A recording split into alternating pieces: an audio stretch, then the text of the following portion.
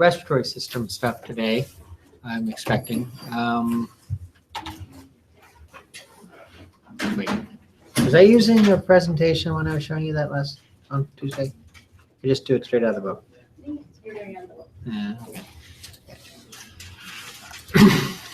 So, respiratory system. Oh, before I get into this, last semester, if you had me for MP1, you knew that I was in the process of making these online content recordings. And I was sort of doing it while the semester is going on, and often it would be, I don't quite have it ready, it'll be ready soon. So those of you that miss those days of my struggling to keep on top of things, they're here again. I didn't finish up all of the recordings last semester for either AMP1 or AMP2. And my intention had been to do it over the break, but my son decided to come a little early, so I didn't have time to get the recordings in at home. And then I just, wasn't even thinking about it anymore after that. And earlier this week I went, oh yeah, there's like some recordings that I have to do. And I did not do the digestive, urinary, or reproductive system recordings. And my afternoon class, actually, they're doing the digestive system today. I'm in the middle of making those recordings. For the digestive system, obviously it sort of follows the digestive system through, and I'm going to finish the stomach recordings today, hopefully during lunch. And then hopefully over the weekend, I can finish up the digestive system stuff and have that ready. And then I've got to start on the urinary system material. And looking back on it, I remember last year when I was doing the reproductive system stuff, I happened on some ideas that I had for what I want to do. And I can't remember what they were. And I really wish I'd recorded the reproductive system, especially since I was in the midst of doing that. But I didn't get around to it. So we're doing the respiratory system stuff, and that material is in this folder. For next week, when we get to the digestive system, if you use the online content, especially if you look at it beforehand, there is a chance it won't be available before Tuesday. It should be. I hope to have it all wrapped up tomorrow. Tomorrow? Yeah, tomorrow. But also, we have Monday off for a holiday, and so hopefully I can spend some time there. If you're listening to those recordings and you hear a baby crying in the background, Yes. that's fine. I'm not going to come in here to do the recordings in my office just for a quieter environment. So that's in the background. That's in the background. Deal with it. So hopefully that stuff will be up in a timely fashion. Just understand that I might be kind of struggling to get it up there in time for you to have access to it. But at this point, the respiratory system stuff is all there. And if you do go into the digestive system right now, I'd actually gotten through the first 3 parts of that. So that's in the digestive system. Is it?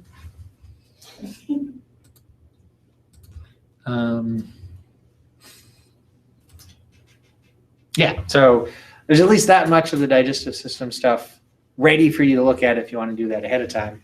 I have done part 4, which is the upper digestive tract, and part 5, which is the stomach. I'm wrapping up. I only have a few more bits to record for that.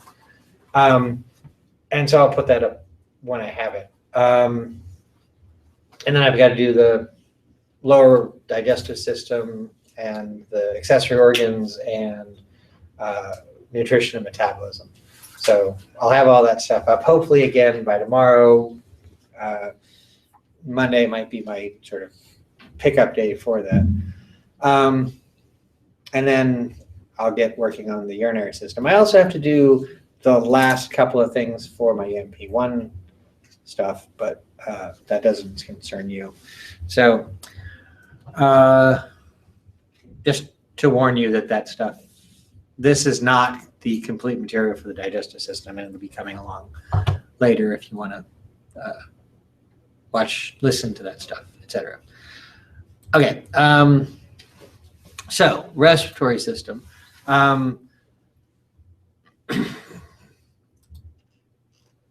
We should have, oh, I do need to pull up the Prezi for that, actually. I should have gotten through explaining ventilation and pressure and volume relationships and how we expand our thoracic cavity, which expands the volume of the lungs, and that lowers the pressure in the lungs so that air rushes in. And then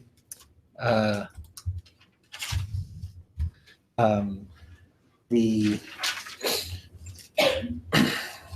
elastic tissue in the lungs pulls back as the diaphragm and external intercostals relax, decreasing the volume in the lungs, increasing the pressure in the lungs, which pushes the air out. So I covered all that last time, right? Yes, of course, everybody remembers. And so, whoops, we're going to get into gas exchange. Now, did I talk about, I have a feeling what I did last time is I finished up by talking about Dalton's law and Henry's law. Right? Okay.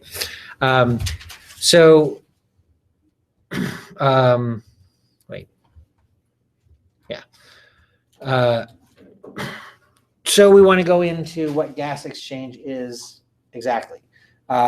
In this section, we're looking at external respiration, which is the exchange of gases between the air in your lungs and your blood. And then we'll look at internal respiration, which is the exchange of gases between your blood and your tissues. Everything's driven by partial pressures, and everything acts independently. So oxygen moves from air into your blood because the partial pressure of oxygen in the air is higher than the partial pressure of oxygen in your blood. And then when the blood carries oxygen to your tissues, the partial pressure of oxygen in your blood is higher than the partial pressure of oxygen in your tissues, and so oxygen moves there. Carbon dioxide is essentially just the opposite. The partial pressure of carbon dioxide in your tissues is higher than in the blood, so it moves from your tissues into your blood. And then when the blood gets to your lungs, the partial pressure of carbon dioxide in your blood is higher than the air in your lungs, so it moves out into the air in your lungs. Now, this picture here shows what's happening in external respiration. This is a picture that's addressing internal respiration. There's a problem with this picture, and then I didn't feel that the other picture quite went far enough. So I do need to pull up the Prezis for this. Because I put the corrected versions of the pictures here in what I cover in the online content.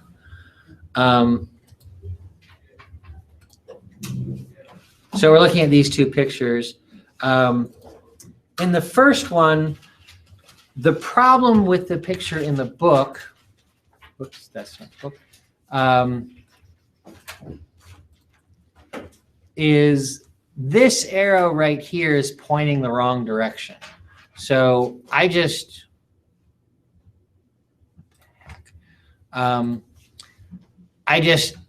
took a Photoshop type program and flipped that arrow around to represent what's really going on there. Okay.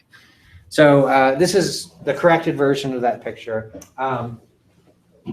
So here we have an alveolus, the simple squamous epithelium of its wall and the simple squamous epithelium of the capillary wall with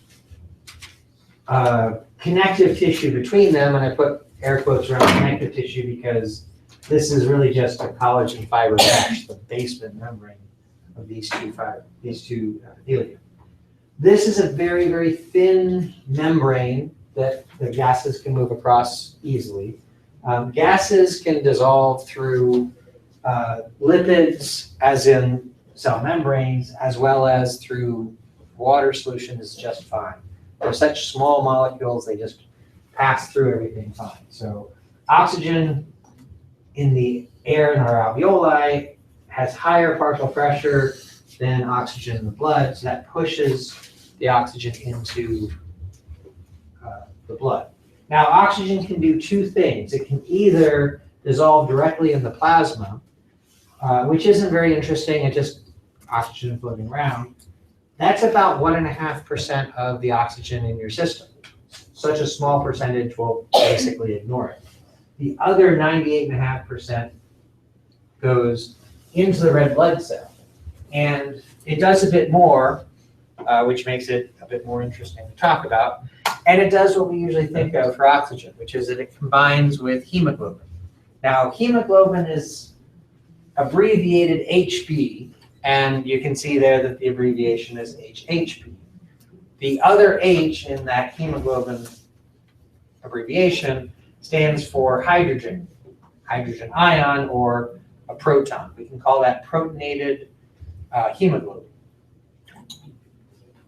I'll get to why that's protonated a little bit later on, but basically a hydrogen ion attaches to hemoglobin in place of where the oxygen would be. So when oxygen levels increase in the blood, when it gets to the lungs, oxygen supplants the hydrogen ion, and we get oxyhemoglobin and hydrogen ions floating around. And I'll explain where that hydrogen ion goes in a second. Now, carbon dioxide is moving out of the blood because the partial pressure of carbon dioxide in the blood is higher than the partial pressure in the gas in our lungs. And so it moves out. There's three different pathways that carbon dioxide works on. The first one, which is kind of the opposite of what's down here, is carbon dioxide is dissolved in the plasma, so it'll just come right out of the plasma into the air. That represents about 7% of the carbon dioxide in your system. The book actually says 7 to 10%. There's a little variation because it depends on how much carbon dioxide you're producing at any given time. But it's a small percentage. Not as small as the oxygen that's dissolving directly into the plasma, but still, it doesn't do anything worthy to talk about. It's just dissolved into the plasma. The bottom arrow represents carbon dioxide that's actually attached to hemoglobin. When I showed you oxygen and hemoglobin reaction, it was switching places with a hydrogen ion. But it's also possible that oxygen will switch places with a carbon dioxide molecule.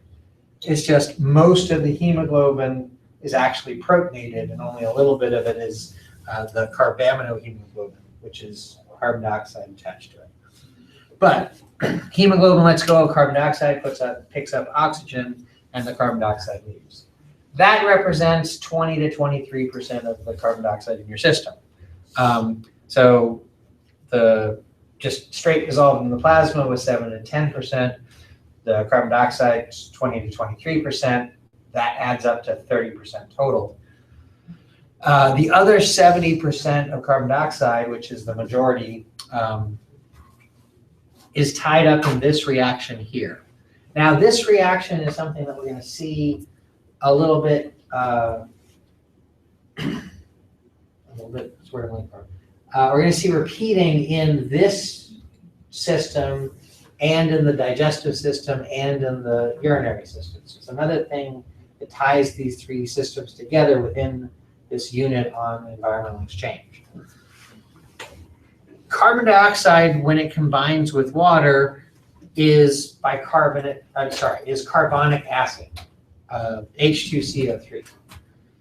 Now, in the lungs, where carbon dioxide levels are relatively low, carbonic acid levels are high.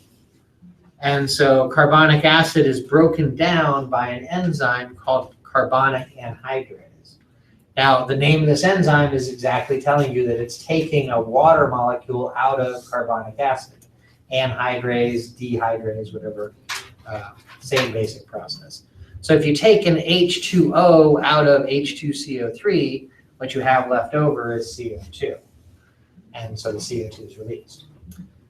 The carbonic acid that's necessary for that enzyme to do its job isn't just laying around as is, because acids, by definition, in solution, dissociate into a hydrogen ion and the other component. So hydrochloric acid is a hydrogen ion and a chloride ion in solution. This is a hydrogen ion and what's called a bicarbonate ion in solution.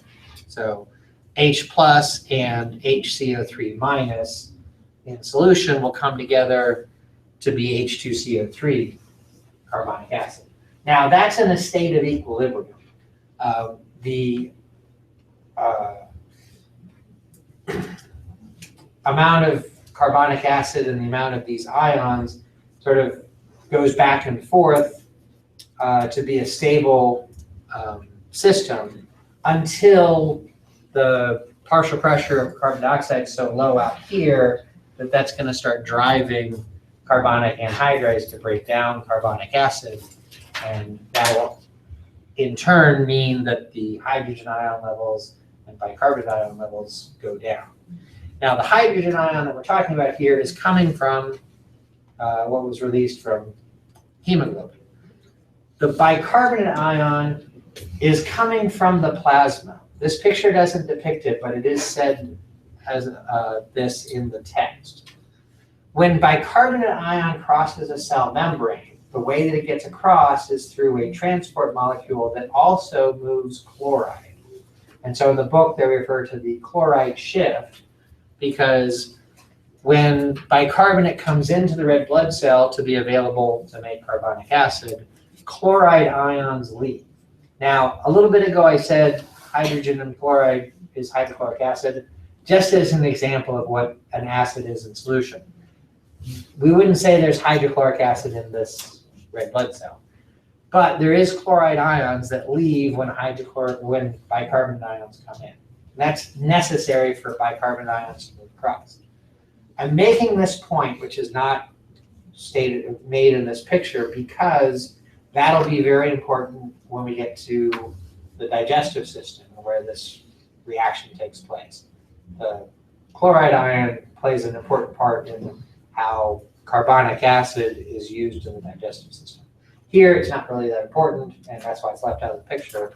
But the text describing this picture does mention the chloride shift. So I want you to be aware that it exists. So when it comes up next week, you won't go, what the heck? That's different. Okay. So that's what's happening in the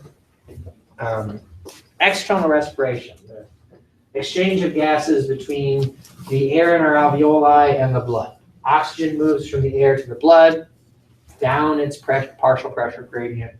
Carbon dioxide moves from the blood to the air, down its partial pressure gradient. Unfortunately, the book doesn't actually address all of the numbers involved in the partial pressure here. I think I made a picture that's in the presentation that shows you that. It's not in this particular presentation. This is just where I put some of the stuff before I built all of the ones that I put the voiceovers in.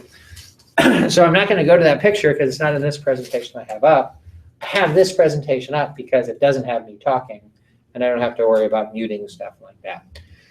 But you can look at the online stuff, and I'm pretty sure I have a picture that talks about the numbers, the partial pressures of the gases at different parts of circulation. So this is external respiration. This picture is internal respiration. Now I've changed this picture from what's in the book also. In the book, this picture doesn't have really much written into the red blood cell part of the picture. What I did is I copied the chemical equations that are written into the red blood cell for external respiration, and I pasted them inside here because the same things are happening, only the difference is I changed the direction of all of the arrows. So carbon dioxide comes from the tissue into the blood, and so carbon dioxide and water are put together to make carbonic acid by carbonic anhydrase. which then breaks down into hydrogen and bicarbonate ions. The hydrogen ion can then go over to replace the oxygen in oxyhemoglobin, and then the oxygen is available to be released back, or to be released to the tissue. And then also carbon dioxide coming in can join up with hemoglobin and give us carbon hemoglobin. Now, I copied and pasted the chemical reactions out of the picture in here. They already had detached from hemoglobin red blood cell written into this picture. So I had to put it up in this area here, which means that this bottom arrow representing the entry of carbon dioxide into the red blood cell is not pointing in the right place. This should be pointing at the hemoglobin level. This next arrow should be pointing at the carbonic acid reactions. It just, things didn't line up quite right when I tried to change the picture a little bit. So the arrow coming out here is what is demonstrating the oxygen being released from hemoglobin. And then the carbon dioxide coming in is doing one of these two things up top. Okay. So I don't have access to the original artwork that the art department made for the book. I just took the book picture from the book and put it into my Photoshop kind of program and cut and paste and made everything different and fixed it. So, but I really feel that this picture should have the same chemical reactions depicted with the arrows going the opposite direction, just to show you that everything that's happening in external respiration just reverses for internal respiration. That's exactly what's happening. Again, here, they don't show the chloride shift thing, which would be called a reverse chloride shift because it's going the other direction. But the bicarbonate ion that's made through carbonic anhydrase's actions is released from the red blood cell into the plasma. And so chloride comes into the red blood cell. Again, chloride's not a big deal here, but that's how bicarbonate gets out. And the bicarbonate that's produced here getting into the plasma helps to buffer the blood plasma. Bicarbonate acts as a weak base. Now, it is not a base itself. A base, by definition, has OH in it, a hydroxyl group in it. And bicarbonate definitely doesn't have that. But what OH does, which is a negative ion, in water is it combines with H plus to make H2O. So that's the idea of pH, is it's the balance between hydrogen ions and hydroxide ions. Bicarbonate acts like a hydroxide ion, and it can bind up hydrogen ions and neutralize the pH in the blood. It's a buffer. It's made when carbon dioxide gets in the red blood cell to help keep the blood plasma pH stable. If something happens that your blood plasma changes, like you are exercising, you exert yourself, and lactic acid builds up in your muscles, which then moves into your blood, that's going to lower your blood pH. So bicarbonate's there to help keep blood pH stable.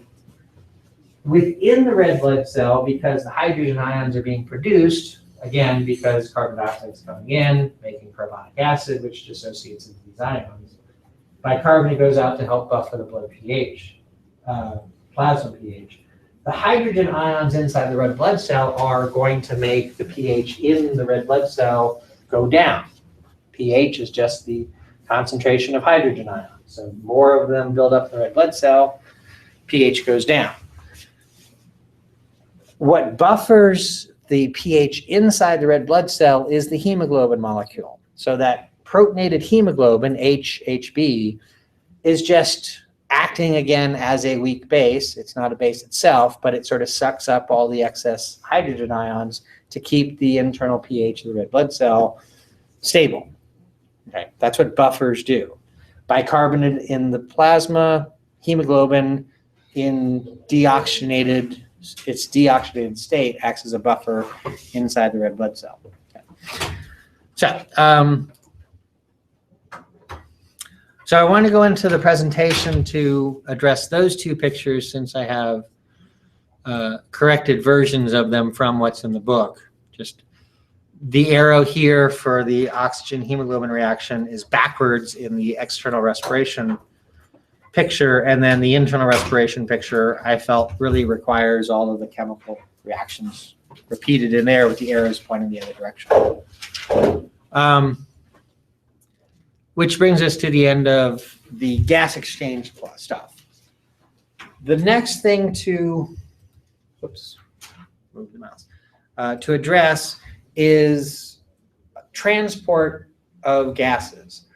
Now, we've kind of already touched on this in the blood chapter because that's where the gases are being transported. We looked at the basic structure of hemoglobin.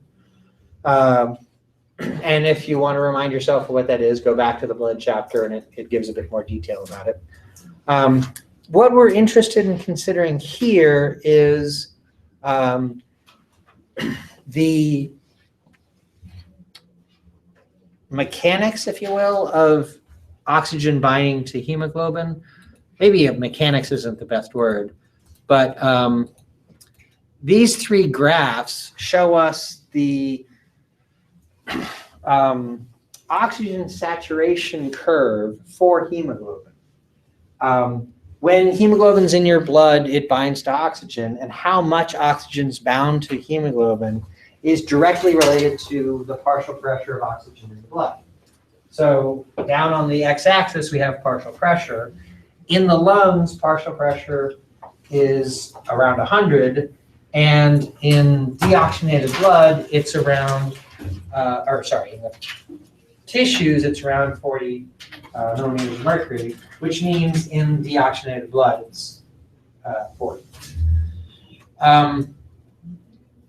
The curve, while it is very curvy, roundish in appearance, where this arrow is from the 40 millimeters of mercury, sort of to where the dotted line is across, there's a difference in the curve. Going up to that from 0 to 40 millimeters mercury worth of pressure, the curve is pretty vertical. From 40 over, the curve is pretty horizontal. Right? The point of what's going on here with hemoglobin is it's optimized to keep blood saturation at a level where we have a bunch in our blood under normal circumstances. If our partial pressure drops low, below 40, then hemoglobin is going to start bottoming out and we won't be able to carry much oxygen. But for most people under normal conditions, the oxygen saturation of your blood is going to be up here in the higher percentages. You may have already, or you may have at some point in your past, had your oxygen saturation levels checked. The way it's usually done is little clips put over your finger, a thing called a pulse oximeter. The pulse part is that it's measuring your heart rate. The oximeter part is there's a little light that shines into your finger, and the light's reflected off of the hemoglobin in your blood. When hemoglobin's oxygenated, it has a very red color to it. When it's deoxygenated, it's less red, it's more of a dark purplish color. And that's just the iron oxide pigment, so to speak, versus when the iron is deoxygenated. So the reflective index of the light off of the blood in your finger will give a very precise number for how much oxygen's attached to hemoglobin. When that's happening, when it's shining through your finger, it's not looking at just what's in the arteries or just what's in the veins. It's looking at the systemic blood oxygenation, which if you're at rest should be out here somewhere. Okay. Coming from the lungs, blood should be close to 100 millimeters of mercury partial pressure of oxygen. As oxygen's used by your tissues, that goes down. And if you're not doing a whole lot, then your blood oxygen saturation should not go down very far. And so most people at rest have an oxygen saturation level in the upper 90 percentile range. When you're exerting yourself, so if you're getting your sat levels from an oximeter, if you're on a treadmill or a stationary or bike or something like that, you're going to be using more oxygen, partial pressure of oxygen is going to drop. It shouldn't go all the way down to 40 for systemic blood because that includes the oxygenated, the fresh blood coming from your lungs. But it might drop down low. The lower it drops, the lower your sat levels drop, and that can just be an indication of how much oxygen your tissues need when you're exerting yourself or something like that. So the next graph is showing 3 different curves under certain conditions. The middle curve at a pH of about 7.4, which is physiological pH, that's the curve we just looked at. When your pH is a little low, meaning the acidity of your blood, then the curve gets shifted down, making it harder for you to carry oxygen in your blood. And if your blood's a little basic, that will shift the curve up. Now, if your blood's acidic, then you're going to have more hydrogen ions in your blood. And I said earlier that hemoglobin acts as a buffer. So there's more hydrogen ions, and it's harder for oxygen to bind hemoglobin. When your blood's basic or alkaline, there's fewer hydrogen ions bound to hemoglobin. And so it's easier for oxygen to bind to it. Now, there are other reasons why you wouldn't want an overly basic blood pH. So that's not a great solution to things. And that 7.35 is really physiological pH, is a compromise between the concentration of things in your blood and the ability of hemoglobin to do its job. If you're exerting yourself, if you're exercising, playing sports or something like that, your blood pH will necessarily go down because of things like lactic acid and the buildup of carbon dioxide in your blood, which just makes it harder for oxygen to get carried by hemoglobin. And so you're going to breathe much harder to get as much oxygen into your system as possible. The more active you are, the more exertion, the harder it is to get oxygen to your muscles, and the faster that they'll fatigue. The other curve, which is not necessarily as important, is showing body temperature effects on oxygen hemoglobin saturation. Weird little quirk in this figure, there's an F-looking thing that's supposed to be the little circle for degrees. So it's 10 degrees Celsius, 20 degrees Celsius, 38 degrees Celsius, and 43 degrees Celsius. And 38 degrees Celsius is essentially body temperature. Should be 37, but they have 38 here. And so that curve, again, the same sort of purple color, is the curve that we originally looked at for normal hemoglobin. And what this is saying is that when your body temperature goes up, it's harder for hemoglobin to carry oxygen. And when body temperature goes down, it's easier. However, you wouldn't want your body temperature to be 10 degrees Fahrenheit. You probably not be able to survive that for very long. So again, it's not ideal for it to be lower just for the sake of making oxygen saturation better.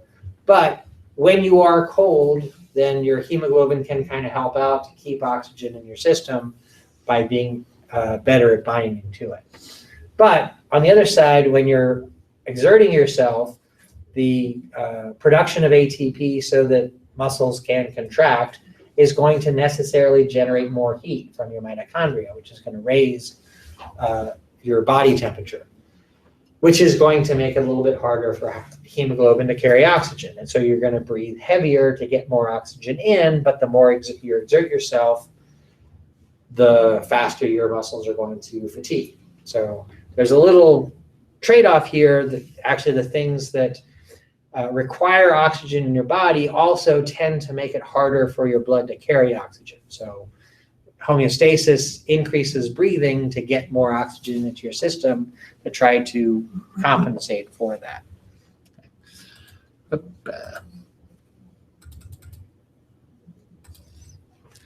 So those 3 address sort of what's going on with hemoglobin and carrying oxygen. The other thing about, one other thing about hemoglobin, I don't usually talk about developmental issues, but just to point it out since it's here, This is two curves showing the saturation levels for oxygen and hemoglobin. One is the adult, which just means anything postnatal, which is essentially the curve that we looked at before. And then there's also fetal hemoglobin, which has a better ability to carry oxygen. In the fetus, hemoglobin is different from the hemoglobin that is in your blood right now. Hemoglobin has 4 subunits. 2 of them are alpha globin, 2 of them are beta globin. In the fetus, I think 2 of them are gamma globin, which is a fetal hemoglobin gene. And I can't remember if it completely replaces the 2 betas or the 2 alphas or one of each. I can't remember. But the composition of hemoglobin is different in the fetus because the fetus isn't breathing. The fetus is getting its oxygen through the placenta. And so it's got to deal with lower partial pressures than an adult system would because it's not getting oxygen directly from the air. So it has to be better at carrying the oxygen. So the other aspect of blood transport is carbon dioxide. There isn't a whole lot to say about this. I just want to point out this picture sort of goes back to the 3 arrows that were in the gas exchange pictures, just showing the different things that carbon dioxide can do. It can dissolve directly into the plasma. It can be carried in the red blood cell, which will either be through the carbonic acid reactions or attached to hemoglobin, which isn't exactly said here. But in the text after this picture, they mention those 3 things. So dissolved carbon dioxide, just dissolved directly in the plasma, not very exciting. The bicarbonate buffer thing here is their way of addressing the carbonic acid. So here we have CO2 plus H2O, which gives us H2CO3. This is a double direction arrow because this reaction can run either direction. The Ca above the arrow is referring to the enzyme carbonic acid that catalyzes those reactions. If you have more CO2 than H2CO3, then the reaction runs that direction to make more carbonic acid. If you have more H2CO3 than CO2, then the reaction runs this way to make CO2. So the first situation would be internal respiration. You have more CO2 than carbonic acid, so the reaction runs that direction. And in external respiration, you have more carbonic acid than CO2, so it runs in the other direction. And then also, being an acid, it dissociates into hydrogen ions and bicarbonate ions. Again, a 2-direction arrow because that's in a state of equilibrium and it's continuously dissociating and reassociating and that sort of thing. And then the enzyme can tip the balance of that in various directions. The bicarbonate ion is available to buffer the plasma, which is sort of the point of that subheading there. And then finally, there's carbaminohemoglobin, which is just hemoglobin that binds to carbon dioxide rather than hydrogen ions when there's no oxygen present. They say the numbers here, about 7 to 10% dissolves directly into the plasma. About 70% is involved in the carbonic acid bicarbonate buffer system here. And then down here they say about 20%. Really this should say 20 to 23% to balance out with the 7 to 10%. But 20, 70, 10%, sort of the numbers that the book is using to dissolve directly into the plasma thing has a bit of a range. And really to balance that range out, the carbaminohemoglobin number should be 20 to 23. Book didn't happen to do that. But I already mentioned those numbers. I just want to show you here where it's mentioned in the text. Which brings us to the end of that part. The next section is just addressing a few examples of things that can result in changes in respiratory functions. This is what will affect the medullary and pontine regions of the brainstem that control breathing. The sort of interesting part out of this is about high altitude. So as we've been talking about breathing and air pressure, everything's been described in terms of air pressure at sea level. So New York City, being an island, would be at sea level. Assuming you're not one of the skyscrapers. And so atmospheric pressure would be 760 millimeters of mercury. Then they moved to Boulder, Colorado, which would be 5,000 feet above sea level, and atmospheric pressure in Boulder is 632. Aspen is even a higher elevation, pressure is even lower. Pikes Peak, which I assume is the highest peak in Colorado, even higher, pressure is even lower. And then Denali, which is probably the highest peak in North America, is even higher elevation and even lower pressure. And then Mount Everest, highest peak in the world, very high elevation and very low air pressure. Now, to get partial pressure of oxygen, we just take the composition of oxygen, 20.9% mixed in the air, and multiply that by the total pressure of the air. So that's 159 based on sea level pressure. Goes down to 133 at Boulder, goes down to 118 in Aspen, goes down to 94 at Pikes Peak, 73 at Denali, 54 at Everest. We really want the partial pressure in our blood, oxygenated blood, to be around 100 millimeters of mercury. So as the partial pressure of oxygen decreases with elevation, then it's going to be harder to get oxygen into your blood. As long as it's higher than 100, you're going to be getting it in there. But if it's 118 in Aspen, then once it gets into your alveoli, that partial pressure will be a little bit lower, which still is probably better than 100, so it's getting into your blood without too much problem. But when you drop below those levels on these, if you hike mountains, then you usually need supplemental oxygen just to be sure you're getting enough oxygen into your lungs, so partial pressure in your lungs is high enough for oxygen to move into your blood and eventually into your tissues. Just happens to be there's a movie that came out last year, part of the Oscar Best Picture nominations. Might have been called Everest, I can't remember now, but it had Jake Gyllenhaal and Josh Brolin. There's actually a part of the movie that deals with the fact that they need to have oxygen there. And not having it creates some problems, if I remember correctly. I wasn't watching the movie that closely. And it just blew my mind. There are some people, hikers, that said, oh, I'm not going to use oxygen. I'm a real man. I can hike up Everest. Which suggests maybe the definition of real man is that you're stupid enough to die for no good reason. But just an idea that changes in elevation result in changes in air pressure, which can directly affect the amount of oxygen that's able to get into your blood. So, and then a couple of other ideas, or at least one other idea here for that. The last section of the chapter is dealing with embryonic development. I don't really touch on embryonic development in any of these systems except the nervous system because it's my background.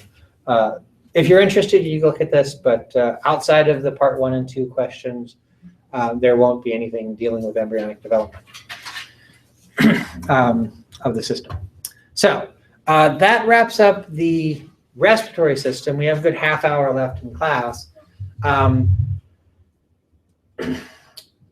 would go ahead and start the digestive system, which I might get around to doing, but really what I want to do is take a little bit of time to make sure everybody's aware of what happens for the rest of the semester, which if that only takes me 10 or 15 minutes, then we'll go into the digestive system. But if it takes a while, then we'll finish things out and do the digestive system next week. So if you go to the syllabus,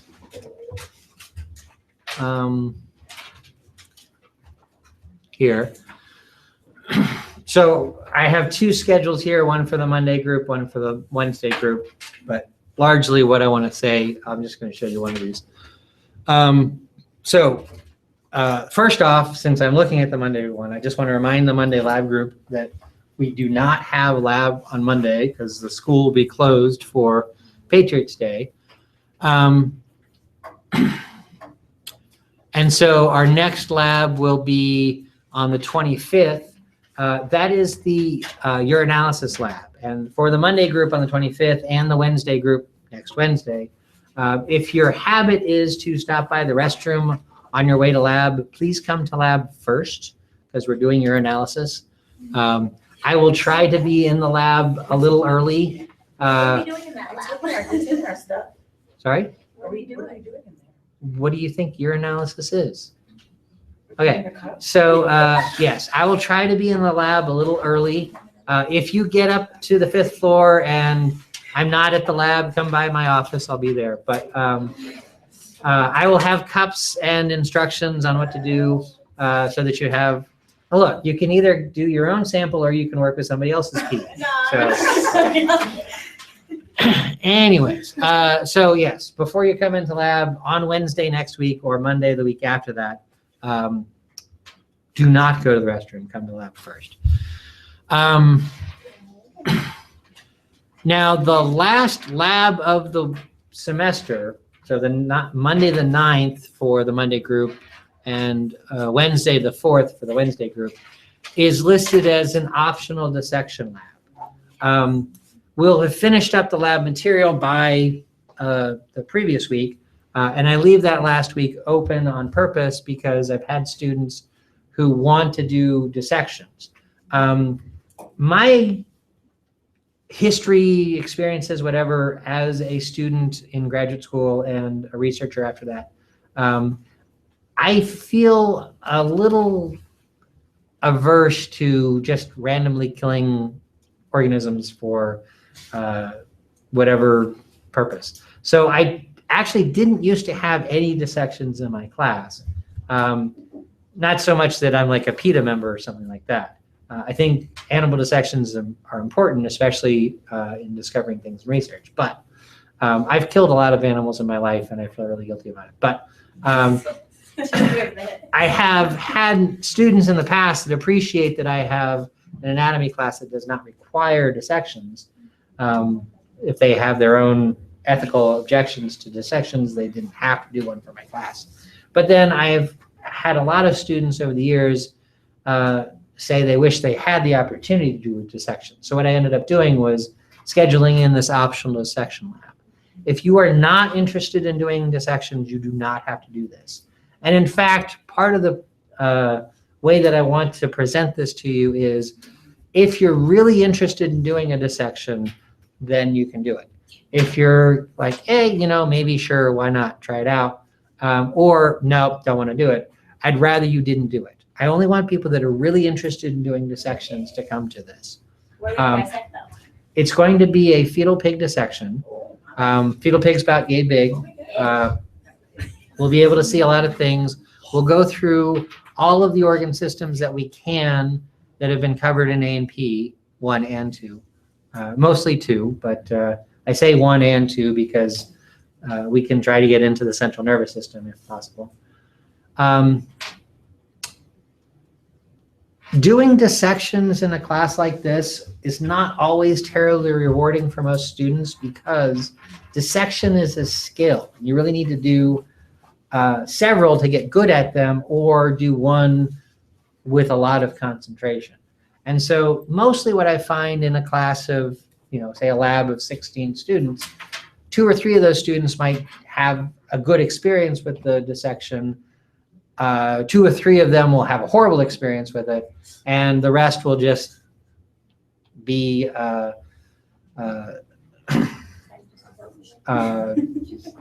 kind of unaffected by it, and it will feel that it was a waste of time. So I'd rather have just the people that are very interested in doing dissections come for this, because that motivation will likely put you into the group of 2 or 3 students that get a lot out of this. exercise. It is optional. There will be no effect on your grade if you decide not to do it. In fact, there will be no effect on your grade if you decide to do it. The only benefit of doing it is the experience. Okay, you will not get extra credit for doing this dissection. There are no particular questions in the course that benefit from having the dissection. Your appreciation for anatomy can benefit from it or something like that if you are motivated and you're the sort of person who wants to do it. Now, I thought I had set up a mode for people to sign up for this. I did that last semester and I thought I kept it in Blackboard. I don't know where it went to, but I must have done it through an announcement which got erased. But I will make an announcement, push it out by email to everybody, and you can click on a link and go to a form where you can put in your interest or disinterest in doing this. I need to know who's doing it so that I can ask for the right number of animals to be ordered. I need to know by a certain time, which since the earliest date is the 4th, I really need to know a week before that, which is going to be April 27th. That is 2 weeks from yesterday. So I'll push this announcement out as soon as I can, hopefully over the weekend, if not sooner. On that, you will decide, you will say, yes, I'm interested in doing this, or no, I'm not interested in doing this.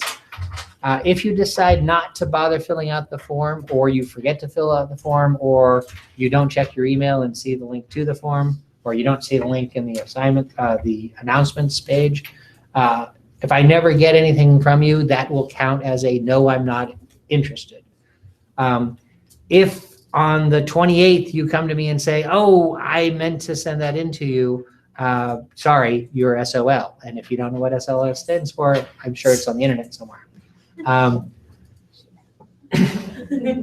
But if you are interested, then you have to explicitly let me know through that form that I'll email out to everybody.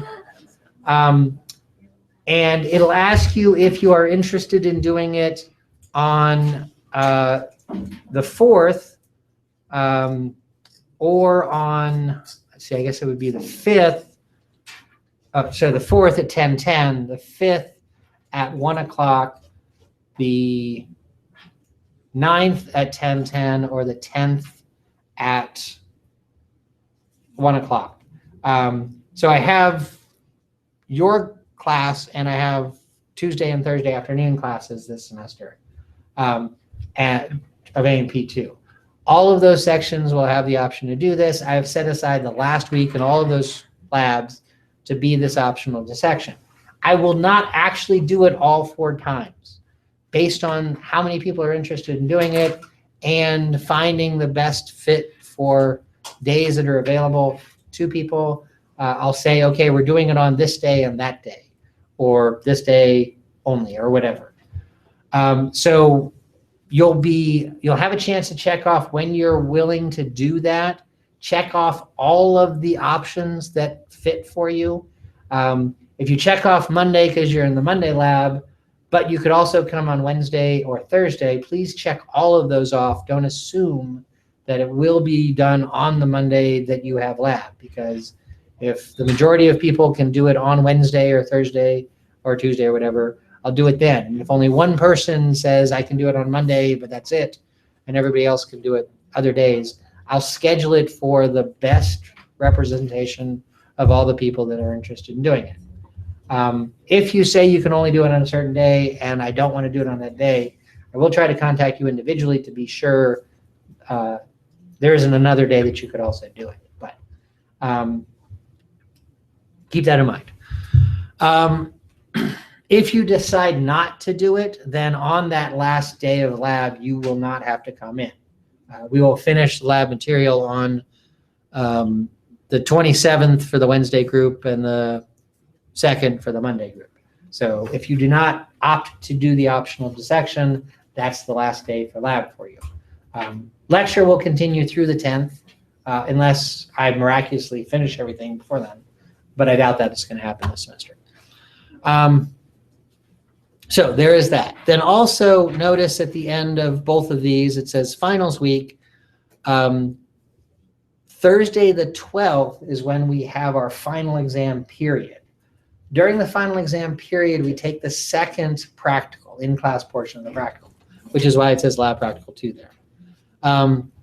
Both lab groups will be meeting at the same time, the same day, because that's based on lecture. All of you are in the same lecture.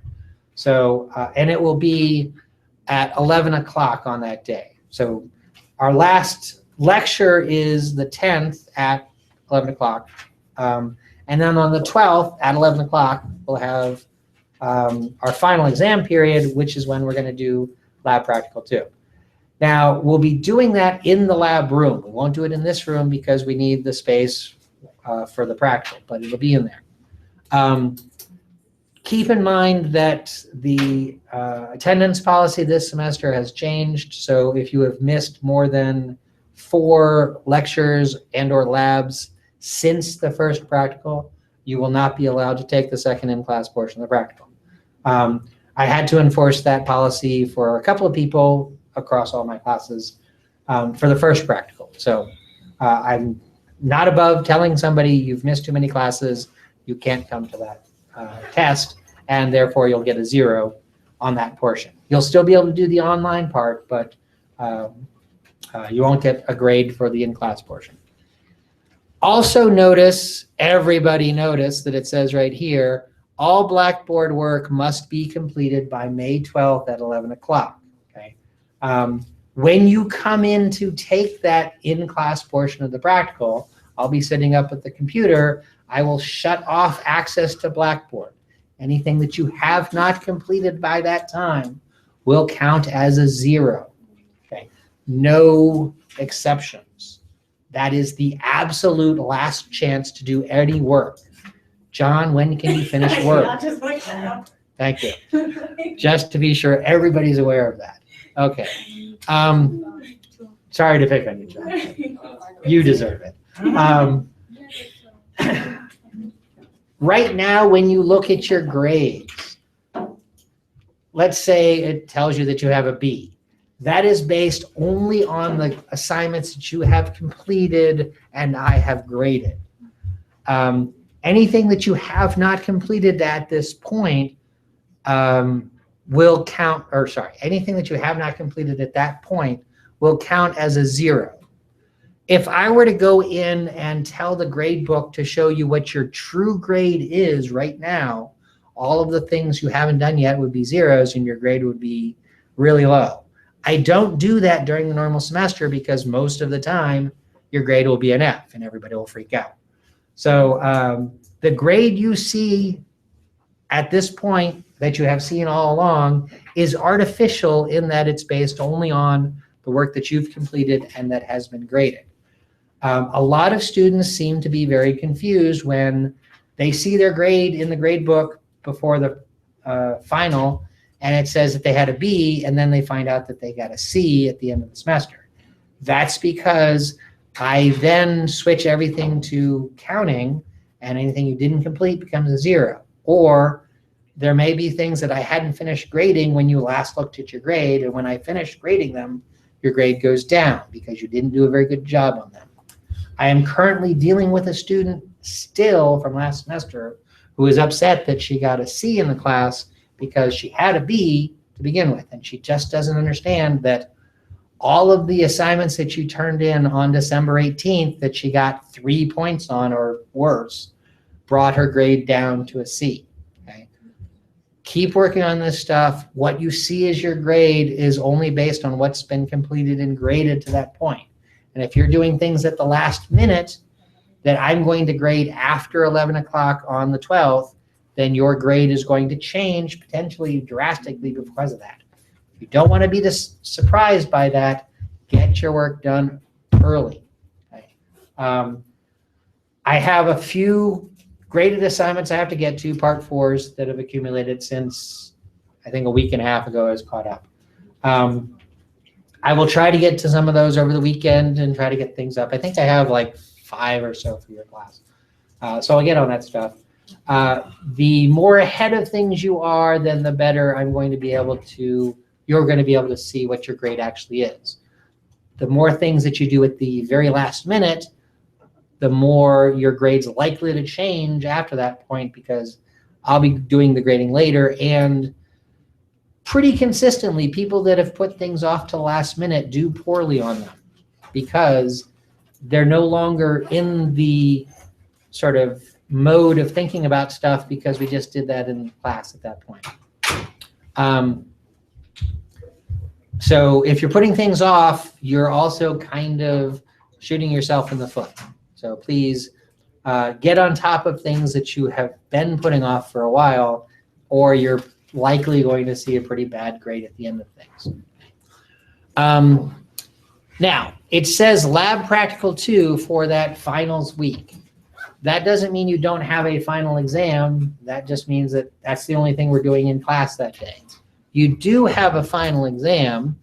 If you go to the practical 2 and final folder, you'll see the outline in case is an online assignment for practical 2, just like you saw for practical 1 at the halfway point of the semester. But there's an additional assignment in here, which is the cumulative final. This used to be a test that I gave on the day of the final exam, but I shifted it to doing it online. Now, I just opened up the editing version of the test to show you how the test is set up. There is a block of questions, numbers 1 through 4, which are drawn from sensory system part 1 and sensory system part 2 pools. Okay. Those 2 pools of questions equal 35 total questions, but only 4 of them will be used when you open up this assignment. Okay. Those are questions you've already had for those assignments. I'm just using the same questions over again. Okay. And then the next 4 questions come from autonomic parts 1 and 2. And then the next 4 questions come from endocrine part 1 and 2. And the next 4 questions come from blood part 1 and 2, et cetera, et cetera. Yeah.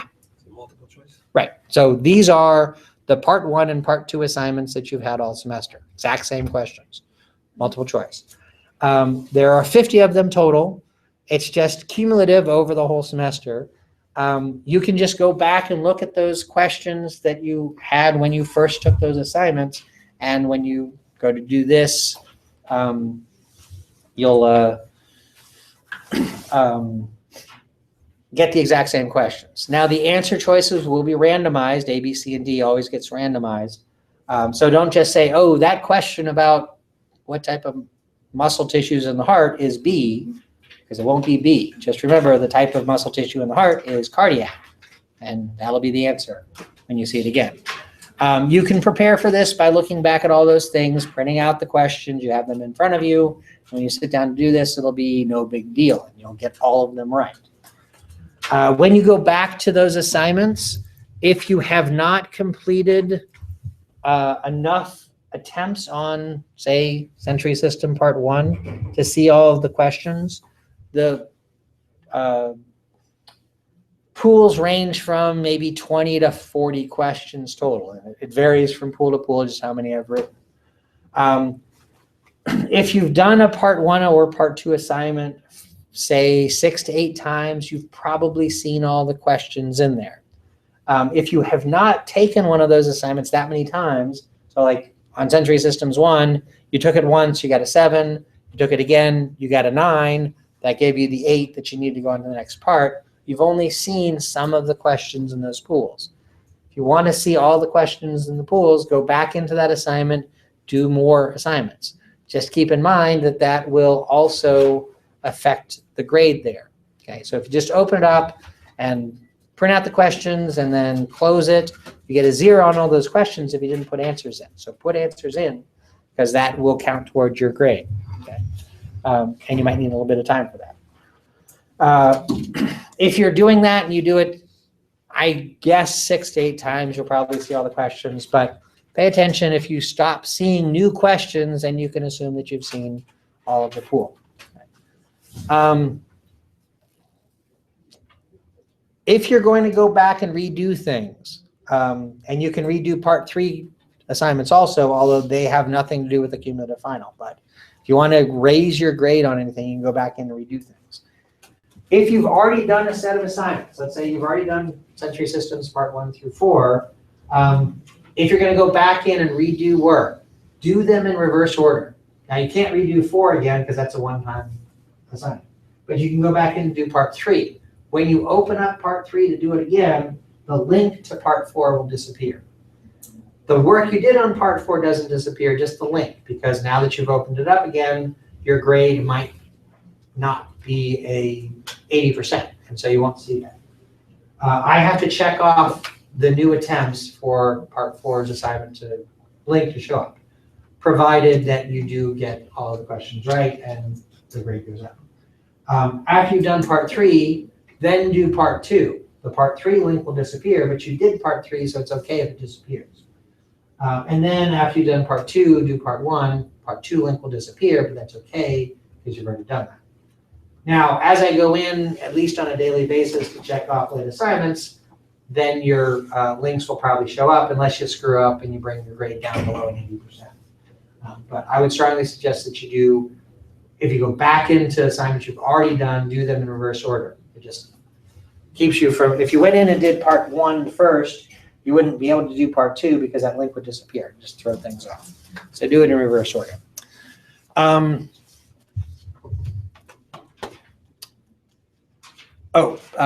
Back to talking about the actual cumulative final.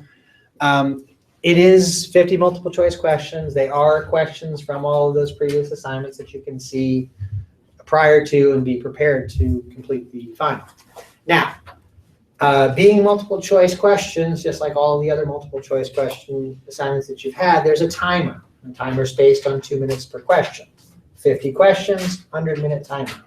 An hour and 40 minutes should be plenty of time to do a 50-question test, especially if you have all those questions in front of you already because you're prepared. A difference between this assignment and other graded assignments is when the timer hits 0, you get kicked out of the assignment. Okay. If you haven't completed all 50 questions, by the time the timer runs out, anything that you have left incomplete, will count as a 0. Okay. You get 3 attempts on the assignment, okay, just like lab quizzes. But the best score is the one that goes in the grade book. Not the last score, but the best score. So if you do it once and you get a 38, like I can do better than that. So you do it again and you get a 43, like, well, I can still do better than that. And the next time you get a 39, the 43 is what goes in the grade book. Okay. Even though it's only the second attempt, it's the best of the 3, so it's what goes in the grade book. Now, really, your first attempt should be a 50 because you know all the questions and you can have them in front of you. But if you're too lazy to do the preparation for it and you get a lower grade, you do get 2 more chances to get it up. Each attempt you make is going to be a completely different test because there's so many questions in those pools, only pulling 4 questions out from the pool. Each attempt you make is probably going to be different. And if you tend to sit down with other people and work on assignments, which is perfectly okay, when you do this, it's highly unlikely that 2 people will have the same set of questions. So just because there's so many questions, like 200 or 300 questions overall to build a 50-question test. And so the odds are that you're going to get very different groups of questions each time you take them. And each person is going to have a very different test. But now the due dates for Practical 2.2, the online portion of that, and the cumulative final are 11 o'clock on 11 a.m. on May 12th. Which is, again, the final due date. Everything on Blackboard has to be done by then. If you have things to do to catch up, keep in mind that there will be a delay before going on to part 2, 3, or 4 assignments. If you're doing all of the assignments in a chapter at the last minute, don't start on the 11th. If you do part 1 on the 11th, I probably won't check those off until the morning of the 12th. And then you might be able to get part 2 in, but I'm definitely not going to check those off before 11 o'clock in the morning. And so you'll never get to part 3 and part 4. So at least go back a little bit, start on the 9th, do part 1 on the 9th, so that by the 10th, I'll have checked off that answer, those scores, you do part 2. And then I can check those off by the 11th, and then you'll be able to get to part 4 by the 12th. Ideally, you should do things earlier than that even, but at least leave 4 days in sequence so that there's time for me to check everything off before you go on to the next thing. And don't bother saying, hey, can you go ahead and open up all of these assignments for me? That's not how it works. Okay? I don't say, hey, you can do this assignment now.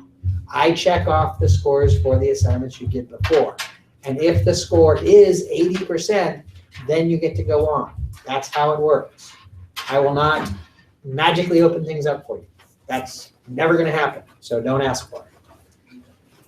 Any questions about what's left for the rest of the semester? Yes. How do the concept coach points work into the brain? I haven't entirely decided. I mean, basically what it is, I'm going to put a column in for concept coach. If you did it on time, you get 2 points for having completed them, regardless of how well you did on the question. If you did it after they were supposed to be done, you'll get 1 point. If you didn't do them at all, you get 0 points. For, I think it's like 12 chapters worth of stuff, or I don't remember exactly how many, but so you could get 24 points out of 24 for that, or you get 12 out of 24, or you get 0 out of 24, or whatever combination they're in. So that's the way it works. I just haven't quite figured out how to do that exactly for things, because it tells me when you complete things, the date you complete things. It also has a place where I can download the data from them, but it doesn't have the dates and what I can download, so I have to go in individually and look at everybody's assignment, which really sucks. But yeah, so that's the way it's going to work. If you've been keeping on top of them, doing them on time, you're golden. You're going to get a perfect score on it. So. Other questions? On the practical, the second practical, lymphatic and immune system aren't on it. Right. So case 1 is about the respiratory system. It is about a respiratory infection, so it does touch on some immune things. Cases 2 and 3 are digestive system. 2 is upper digestive system, 3 is lower digestive system. Then case 4 is the urinogenital system. So it's a combination of the urinary system and the reproductive system. But yeah, so that's the stuff for the second half there. Other questions? Concept coach, that's extra credit, right? No. That's not, no. That is a grade. Oh. I thought that was extra I credit. thought that wasn't true. I never said it was extra credit.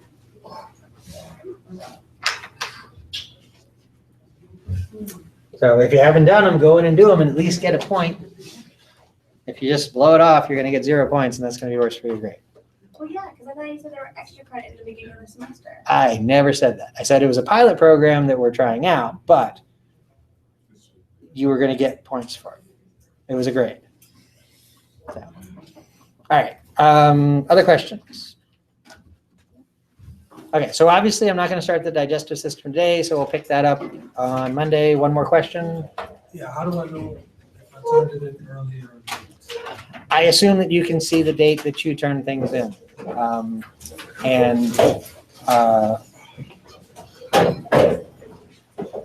As far as the date's concerned, a week before that chapter's assignments were due would be the due date for it. So like Monday, we're starting the digestive system. The digestive system material should be due, no, Tuesday we're starting it. They should be due the following Tuesday. And so you can sort of look at those due dates for other assignments, go back a week, and that's when you should have the concentration. When I was, Okay, let me I do. completed I don't know, them. that's what I'm like, I know. Oh, then you Before that, know. I was kind of like You heard of it. confused as I would come to class and I was starting a section.